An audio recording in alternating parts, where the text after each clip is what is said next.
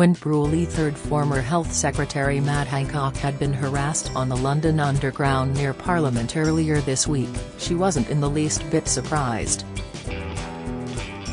People think they can take things into their own hands, the Great British Bake Off star, 82, tells the Daily Express in her trademark no-nonsense style. They've got it into their heads, that Matt say. Well, I don't know what they are thinking about Matt, but they don't approve of him. She lets out an exasperated sigh. Somebody undisciplined enough to think that that's a matter for them to deal with. It's crazy. Leith knows Hancock well. In 2019, while still Health Secretary, long before his resignation and recent appearance on I'm a Celebrity, the minister commissioned an independent review of hospital food provision and asked Prue to lead recommendations. Every MP gets an absolute SOAD of vitriol and bile for whatever they say, Prue suggests. And she should know, her son Danny Kruger, the Tory MP for Devizes, has had his fair share. But she classes Hancock as a very good example of the anger directed at MPs that these days spills into public life at an alarming rate. Yes, he's done some extremely foolish things, not least because he kissed his lover in his office, she continues. But as far as I have dealt with Matt as Health Secretary, he was terrific. He set up the hospital food review, he accepted all 8 recommendations and they're all being implemented. If it wasn't for Matt Hancock, that wouldn't have happened. Public anger is understandable, but it's become almost accepted that public figures are to be mocked, belittled and berated every day online and in real life. A 61-year-old man from Lancashire is due to appear in court next month charged with 1 count of assault and 2 public order offences relating to the serving MP. Even Prue, most famous, as she put it, for eating cake on telly, suffers from trolls. Every now and again, I'll get somebody who gets it into their head that I'm a Tory rich bee, or something, and I'll get a shed load of abuse and then people retweet it and it becomes part of the myth, she admits. You can't reply because it just adds fuel to the fire. You can't say, actually, I'm not that rich. Every penny I have earned. The TV presenter has previously called for a debate on social media regulation. Now, she can no longer hide her contempt for it. When it started, I thought social media was a liberating thing, a wonderful way for the public to have their say and for whistleblowers to blow the whistle on bad practices. I saw it as nothing but a thing of good. It had never occurred to me that it's a platform for slightly deranged people to be vicious. Her profile singles her out for attention. Not content with being a cook, restaurateur, businesswoman, television judge, government advisor, author and journalist, Leith is about to embark on a new first, a one-woman live tour of the UK and Ireland. Serving up anecdotes of her life, ranging from her childhood in apartheid South Africa to most recently being awarded a damhood, she hopes to delight audiences with deliciously gossipy accounts of her love affairs and cooking disasters. I'm getting a bit nervous, she admits, speaking over a video call from her home country where she has been holidaying. I mean, I've never done anything like it and this is really no time to start a new career. Prue will turn 83 on February 18 but looks at least 15 years younger. She is bright and energetic, only momentarily baffled by her struggle to adjust her computer's brightness. I'm in a strange office and I can't quite make anything work, she protests in near darkness. Moments later, she appears, in typically bright colors, wearing an orange and yellow ball necklace and dangling pink earrings. In fact, she provides the only brightness in an otherwise alabaster room. Prue has just spent a week at the Prue Leith Culinary Institute, based near South Africa's capital city Pretoria. It's an offshoot of the famous West London cookery school she founded in 1975. "I'm always nervous when chefs cook things out of your cookbooks because most chefs really resent it," she says. "The last thing they want to do is other people's recipes. They either sabotage them or think they can improve on them. But this being the Prue Leith College, they're very obedient." She breaks into laughter. "So everything was delicious."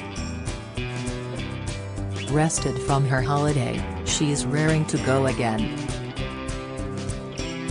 And while she talks up her nerves, the warm-up shows she has performed in the UK and America, where Bake Off has also made her a star, have bolstered her confidence. "My heart was banging like anything and I had a real dose of stage fright," she recalls of her debut. "I thought, I really don't want to do this." But audiences had to fill out a form and 100% of them said they'd recommend the show to a friend. In America especially, the response was sizzling. "Audiences are so over the top, and they're all obsessed with Bake Off, so I walked onto the stage and people were whooping and hollering and stamping and shouting, 'Prue, we love you.' I thought, God, this is wonderful. I'm all for a bit of attention but this was fantastic." Prue is also an author. Already she's authored 8 romance novels, including the Food of Love trilogy. "I'd like to see one of my books on a big screen, preferably the trilogy about the same family all in the food industry," she smiles. There are also long-term plans for a fictionalized account of her life based on her autobiography, I'll Try Anything Once. "It's in development," Prue says. "It's chugging along. Should it go ahead, she'd love Fleabag actress Phoebe Waller-Bridge to play her. It has to be somebody who's down to earth and big and clumsy, rather than delicate, small and beautiful." In her mind, her story would be styled like the Netflix rom-com series Emily in Paris, which stars Lily Collins, the daughter of singer Phil Collins, and follows an American girl making waves in the French capital. Prue summarizes the proposal: "Young girl comes to a strange country, is naive enough not to know when she's crashing in and doing it wrong, but somehow it all works. It sounds true enough. She's led the most extraordinary life." Leith was born in Cape Town in 1940 and raised in a wealthy family catered to by black servants. Cooking in apartheid South Africa was not considered appropriate for well-bred white girls. She moved to Paris at the age of 20, studying French and working as an au pair, but really becoming a foodie. Her first husband was businessman Rain Kruger, with whom she enjoyed a 13-year love affair while he was married to the South African actress Nan Monroe. They conducted liaisons in her small West London flat while she studied at Le Cordon Bleu Cookery School.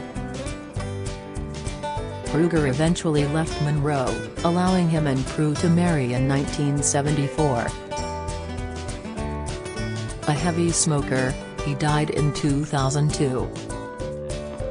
Together they had their son Danny and adopted a Cambodian baby girl, Lida, now a TV producer.